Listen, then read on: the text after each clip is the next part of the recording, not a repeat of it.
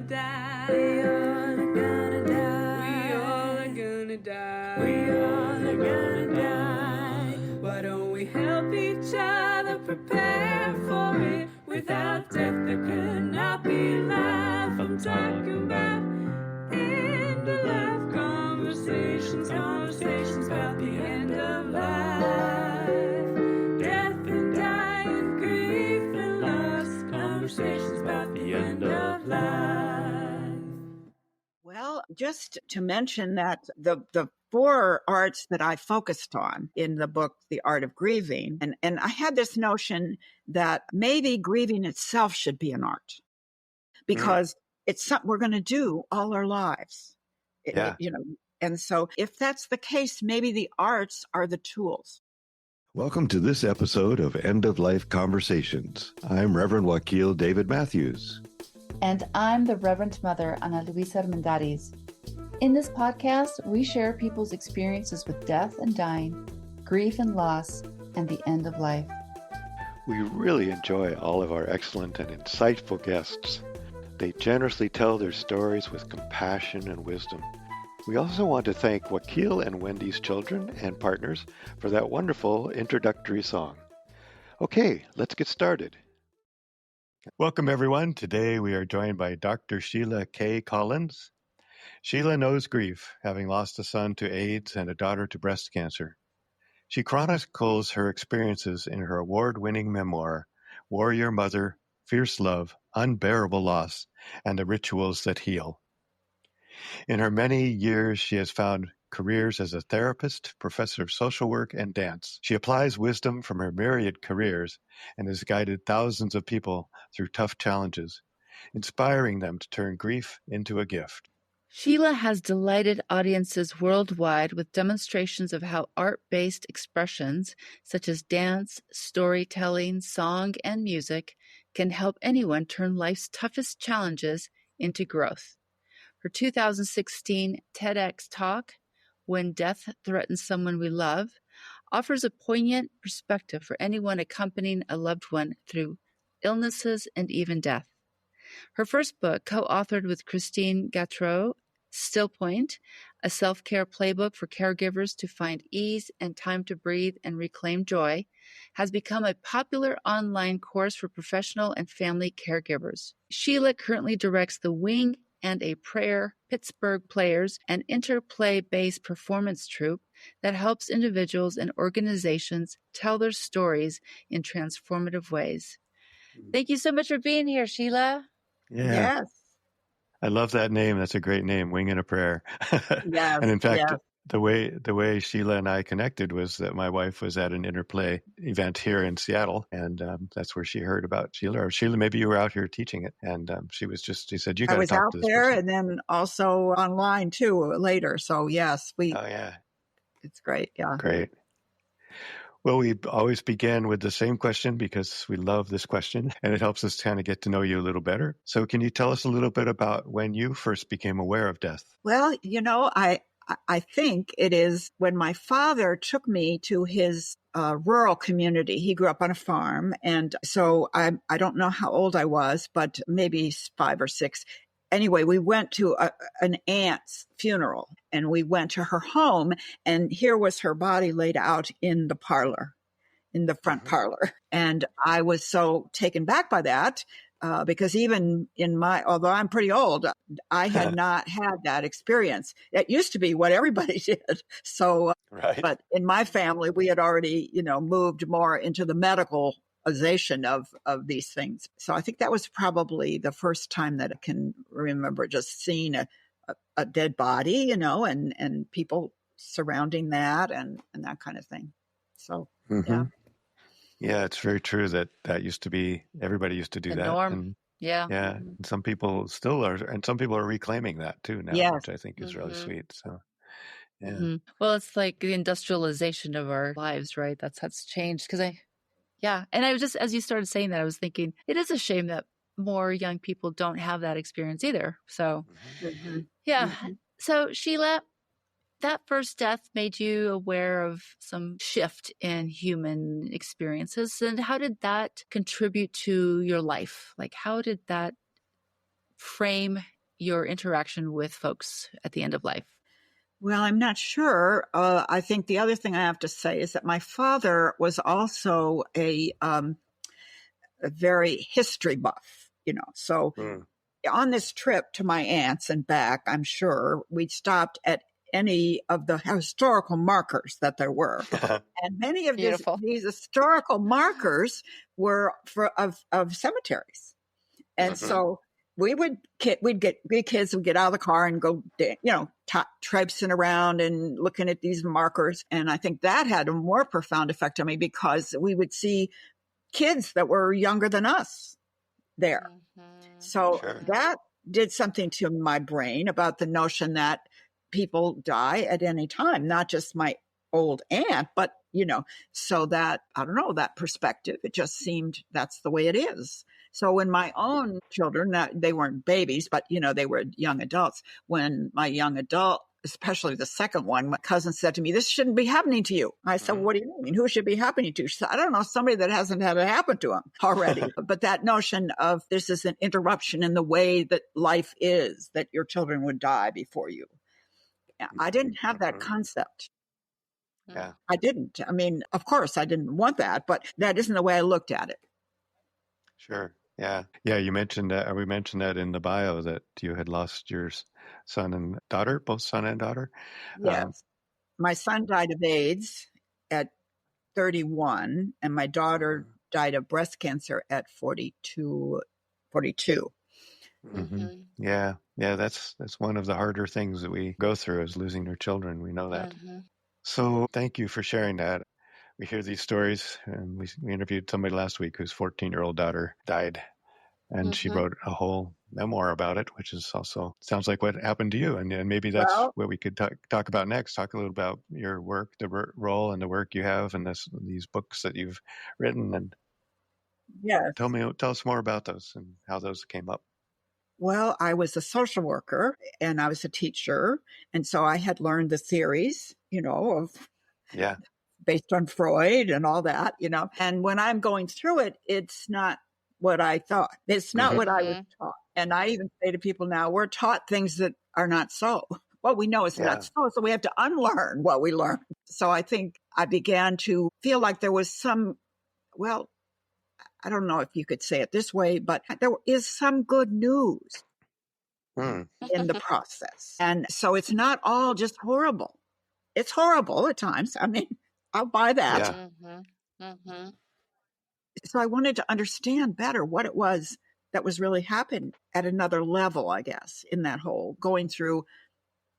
Well, with my son, when he was diagnosed with AIDS, that was a death sentence. So there wasn't, he was not going to live to be an old man. We knew that. And so that was a 4-year journey. And in that case, there was a lot of, he was told not to tell anyone. There was so much, there was so much stigma related to that.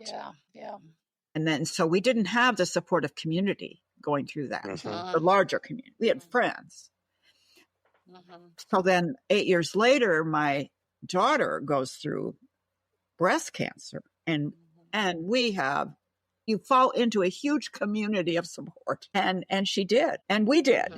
And the difference between those two things was so vivid. And so that was another thing that I recognized that was taught to me by this experience, the difference between having that community support and not having it, and having to be cautious. My son he wanted to keep working. And so the AIDS outreach people said to him, "Well, don't tell anybody, even your best friend. I mean, we have lawyers that we can try to get your job back, but you don't really want that." So that going through that aspect of it. So yes, it took a long time for me to get good enough to write it, I always say, because I was an academic and we have terrible habits about how we write.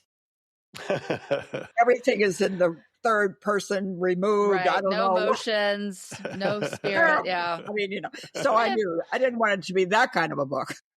Right. Yeah. So I had to give myself, the opportunity to kind of give myself a course or something. And so I did that for several years before I wrote the book. And it was, of course, I got a lot from it in the process of, because grief is processing loss. So Yeah. one of the ways you can do it is writing, and you don't have to carry it to the extremes that I did, but, to get it published,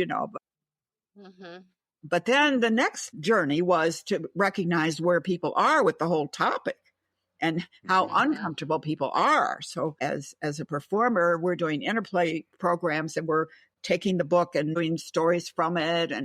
And people that are there love it, but they're very nervous about inviting anybody. They might not be ready, they might not be ready for this experience. And really a concern of, I think, not knowing how to companion one another. Yeah. And I just want to say, Sheila, I bear witness to the loneliness of walking your son into the end alone with him. And that's seriously, I feel it, like if, Well, and I think that's what people sometimes experience with the shame of the languaging around being beaten up by cancer or, losing to death. And that doesn't distill a sense of like, I think it creates more anguish for us as a society. So your story is so relevant even today and so important because there is this element of like, oh, I shouldn't tell people that I'm that sick, and I should just like carry on and show up. But and yet I did have some close people. I have a women's group I've been with since 1991. So that's, I felt they're going with me through this. Always, through all of it, and still, but then that was when I came up with the most recent book, is The Art of Grieving, how art and art making help us live our best lives. Because so it's like having that experience taught me about what is it that helps us? What is it that helped me? Because I was having a different experience than some other people were. And many of my clients or my friends or my neighbors were not having the same experience that I was having. And so that made me recognize that we need help in the processing of it. And the arts are such a wonderful tool. And in fact, now we are getting more scientific information about what music does, what dance does, what storytelling does, just to say the name of the person and bring them into the room. So, Yeah. Wow. So right on. Yeah. Yeah. Which is kind of why we're here, right? That's right. Make sure that story gets told. When I think about how we got it wrong, is that the way I tell it now is we have in our brains an image of stair steps that we climb. And so then you get, you have anger, or then you have depression, or whatever it is. But you get to the top and you dust your hands off and you say, okay, well, that's what I'm, except that's not how it is. So nobody does it. At all. So everybody feels bad about themselves. Right. Yeah. Or they worry they're not progressing in the right amount of time, or well, that's right. Exactly. So this is where I have an art piece here. I had a young woman do an image of a spiral, because that is the path that energy takes. And in our brains, and as the season comes around, we have memory of what happened. Our bodies even have the memory when we don't. This was something that was interesting with clients sometimes. A client would say, I don't know what's the matter with me. I just, I nearly had a wreck, and I'm just, I'm not sleeping. They don't know what's wrong. And so then you say, well, is there anything that happened this time of year? Then, and then they going in the search, yes. And it might be somebody's death. It might be a diagnosis that happened at that time. Put everything in a different light or something, but the body remembers. Absolutely. Yes. Get it into the brain. Yeah. Well, the body remembers, the wind remembers, the earth remembers, right? Or the whole everything. It's the seasons of it. The seasons, yes. The seasons of it. Yes. Yeah. And if you don't pay attention, it'll knock you on the head. Well, and it knocks you on the head anyway sometimes. So one of the stories in the book, I work with a group. I work with two different groups of nuns, sisters, Mm-hmm. who are in some ways experts on some parts of grief, which is one of them, the ritual. The need for ritual, the need for, as a group, they really had that. But some other things were harder for them. So one of the sisters told me the story. So she's in the grocery store. It's a lovely day. And she starts just immediately coming unglued, crying, remembering her colleague and best friend that had died several weeks before, and she didn't know why it was coming on her then in the middle of the grocery store until she looked around and she realized that she was in the bakery section. And what she was smelling was mincemeat pie. Wow. And that was her friend's. This woman was the expert on mincemeat pies. So we can have a smell, a scent, a song, That's right. Right. Yeah. something that can take us back to Right. that, Yeah, that's so good, so important. And if you know that, you know you're not going crazy. Going crazy. Yeah. Look around and see, of course, that's my yeah. connection. That's the Yeah. That's connection. great. Good thing So- for people to have in mind. Yeah. Yeah. And we always want to remind them of these particularities with seasons, right? But so what are your challenges that you find as you're out in the world? Like I heard one already that inviting loved ones into interplay, talking about death might actually make people feel a little squeamish or uncomfortable. Well, yeah, What other I think so. I think that's it. I think there's another thing about a kind of loneliness for somebody who is really, I know you're focused right on the end of life. That is what your program is called. What about the end of life? And when you have gone through that with someone, you are not the same. And you have some things. I felt I had some things that were so wonderful and beautiful. I wanted in some ways to tell everybody. I wanted them to know. And people are not really up for that. I know that. I'm very well aware. but so what I've done, I've thought about it this way now. I'm of the generation where we did not, when we were going to have babies, we did not just let the guys run the show, the docs. So I was in that first group that we decided we were going to take that back. And we were going to learn how could we want the doctors to be there for, that we're not saying we don't want anything, but we don't want it to be what my mother had, which was she was put out and 3 days later woke up. I mean, she didn't remember Twilight having a baby. births. She was not there for that. And so we were saying, no, we want to be there for that. And yes, there's pain. Yes. But you learn how to work with it, how to, so I think that's where we are with the process of death. I mean, Beautiful. we're starting to take that back because this transition is, it's magical in many ways. It's amazing. And what set me up for that was my very best friend. So my son had been diagnosed with AIDS. So I knew what my future was going to look like. And about a year later, my best friend, she was, I think, 62, something like that. She had a cancer diagnosis several years before. And anyway, she calls me and says, it's everywhere and I don't have very long. And I want you to come and be with me. That's what she said. And she also said something else very strange. She said, you come and be with me and then I'll be with you when it's your turn. That's what she said. She said that. I didn't know what that meant. I mean, I thought, I don't know how that's going to work, but okay. So I went there and we both thought it was like, we're just going to be, how much time, half an hour, 2 hours.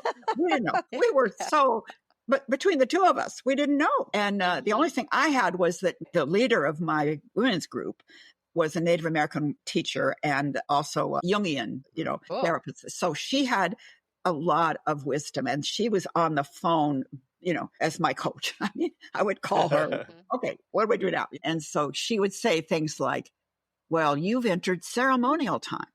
ceremonial time is when the past, the present, and the future merge together.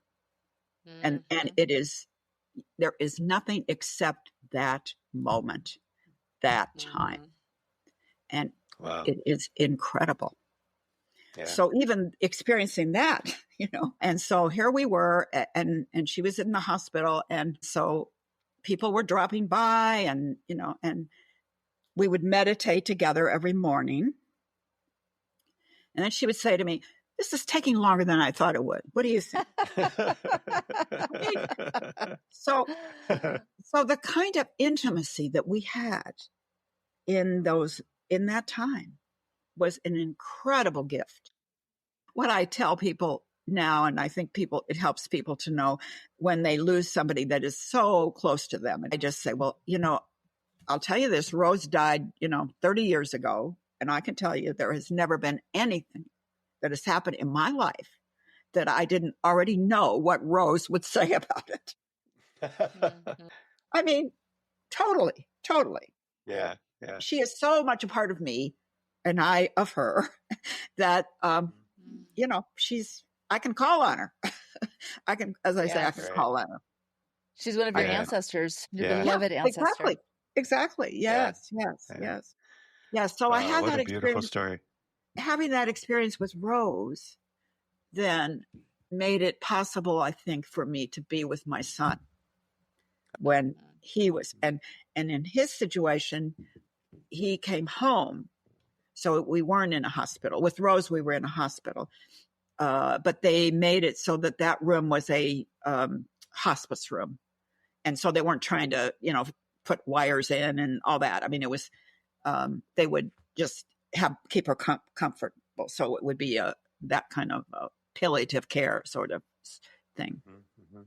But, and so with Rose, that set me up to understand also, even in that case, I had the most amazing experience of song or singing. There are now choirs that people that go to somebody's bedside and sing to them. Yeah. And we interviewed a Threshold choir. Choir, right? Yeah, we interviewed them. Yes. That's well, sweet. I had never heard of that. I hadn't heard of that. But I'm with her all this time, and her, seems like she's close. And the nurse said, well, if she keeps breathing like that, she's not going to be here very long. Her breathing had changed. So I just held her hand and I started singing to her. I never heard of anybody doing that. I just felt like I was going to do that. So I started. So it's a song from my women's spirituality group. So it's you are woman, you grow out of the earth. So that's, kind of a chant. And so I'm singing that. And then when I come, at some point, it changes. The words change. And I sing, you are woman, you go back to the earth. It just came out of my mouth. And she let go right then in my hands. So it's such when I say it's such a magic time that so many things are possible, and it's a healing time also in families.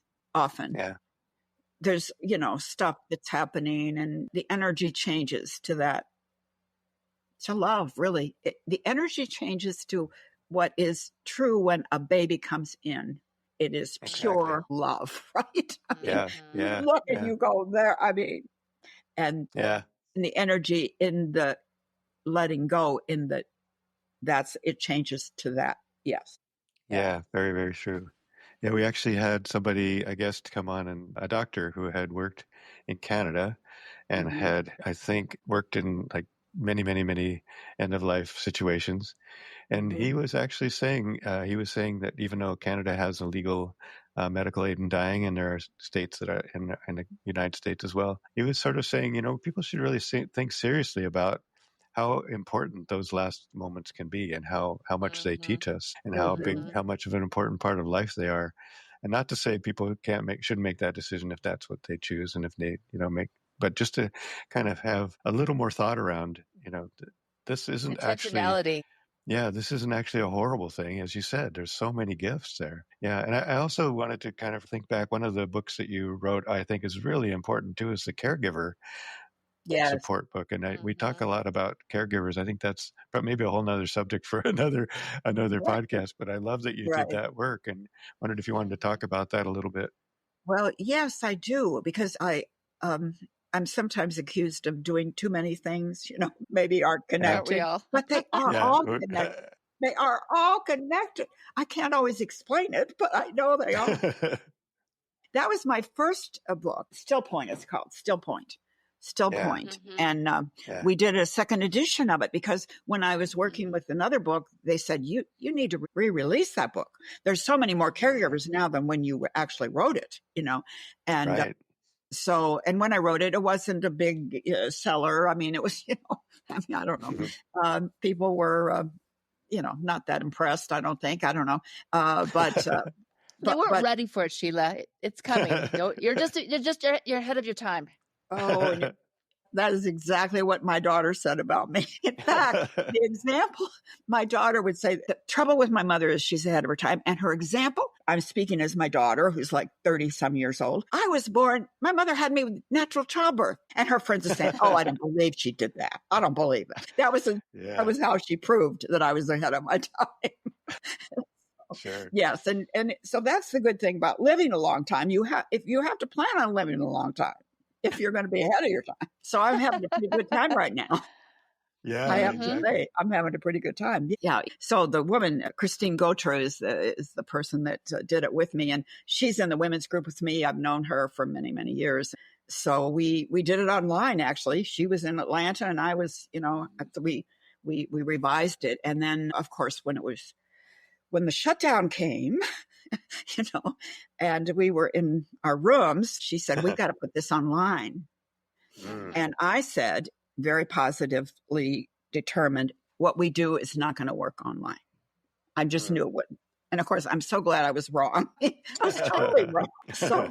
So I like being wrong in that kind of situation, So that group is still meeting every week since it's 5 years now. I mean, it's just...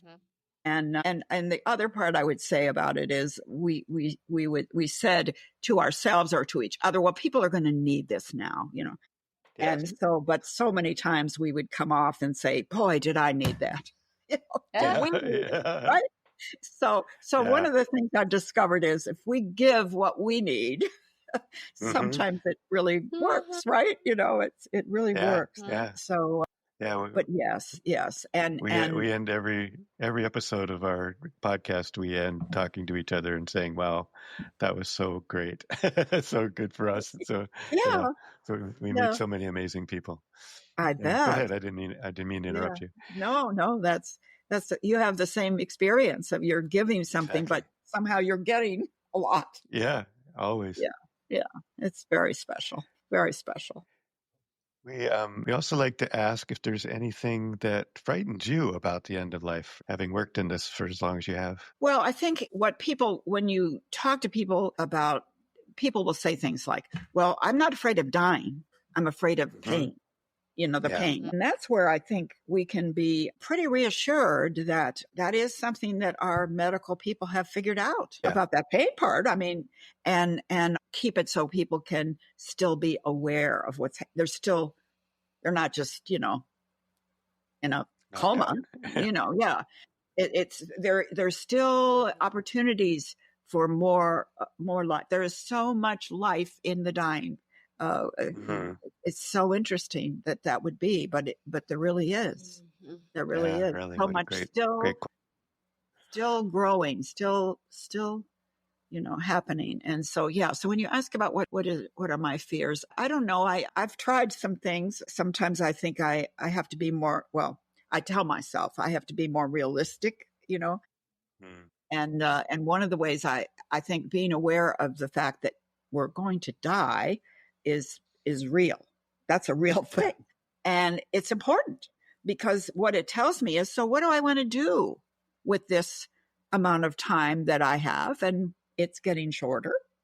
everybody's is, but I'm already, I mean, I'm 85 years old. So, I mean, it's, I'm not going to die young. I mean, well, what happened? And yeah, so what do I what do I really want, or what is the best thing that, and that I can do? We are here for this time. I mean, Right. that's another thing I've been so aware of, is that the time that I was born and what was happening in the world and all of that has created who I am, and that has created the gifts I have, I think.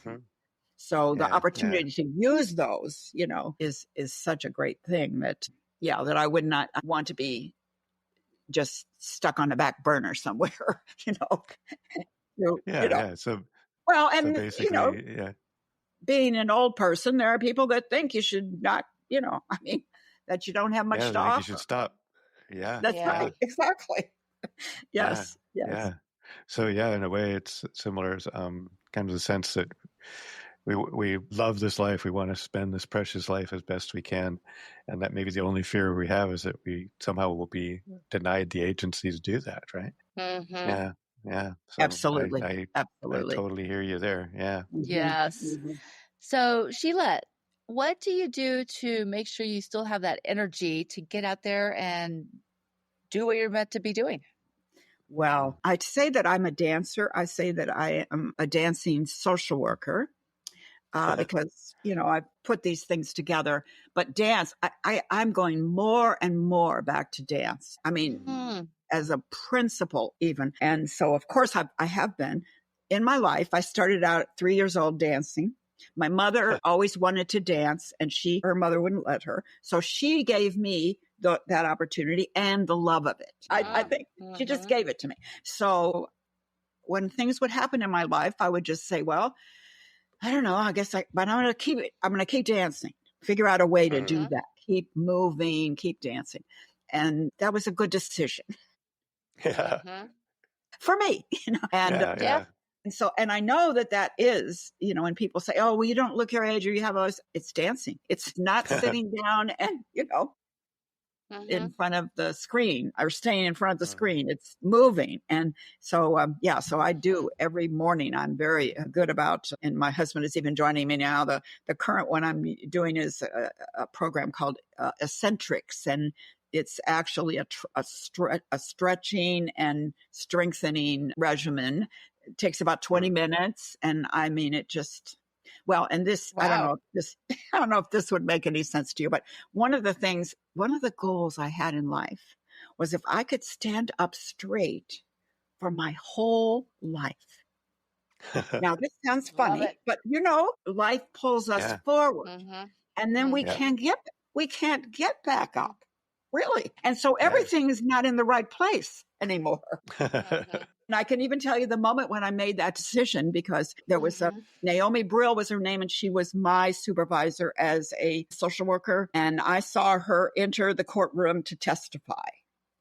And as she walked in, I mean, what she said without words was, don't mess with me. I'm here to tell you the truth.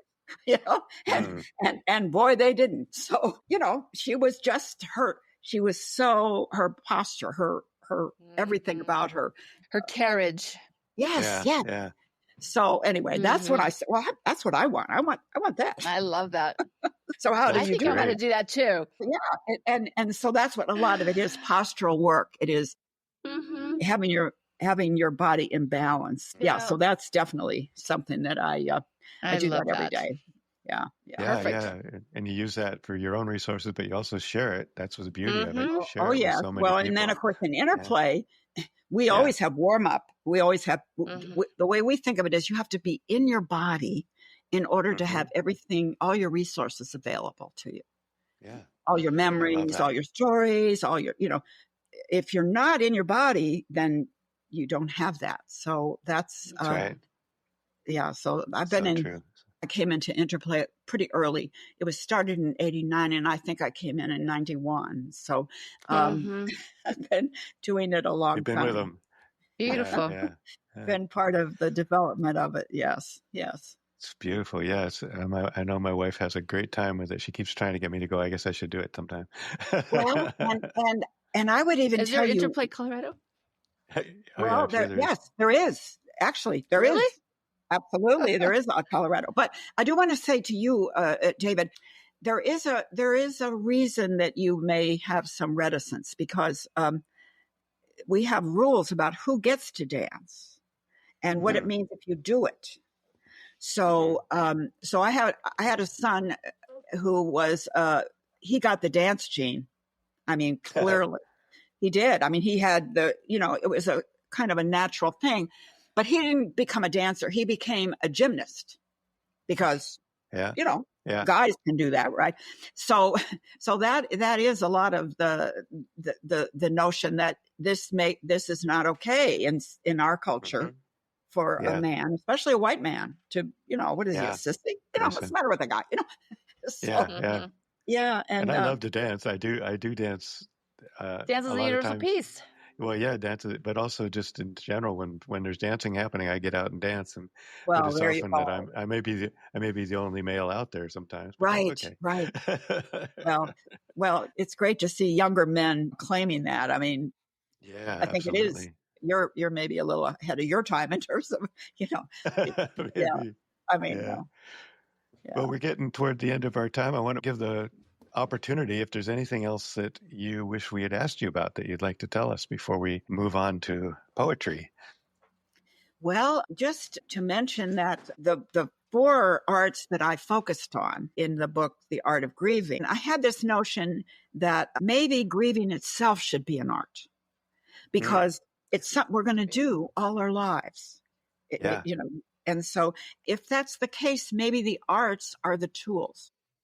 And so I started, asking that question or thinking of it that way. So I focus on storytelling. I have a chapter on storytelling. I have a chapter on dance. I have a chapter on music. And I have a chapter on visual art and architecture. So if you think about a really good memorial service, it's going to be in a beautiful environment that lifts you up, right? It's going to affect your brain that way.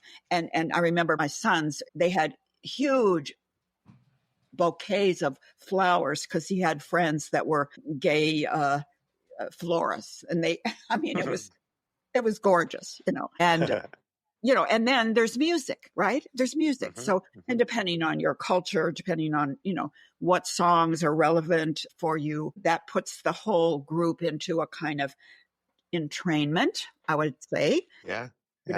Everybody's becomes a large body that's connected through the music. Then, of course, we have story. People tell stories beforehand, afterwards, and sometimes as a eulogy. That's part of it too. Yeah. So, and then not as often dance, but I have danced. I danced at my son's funeral.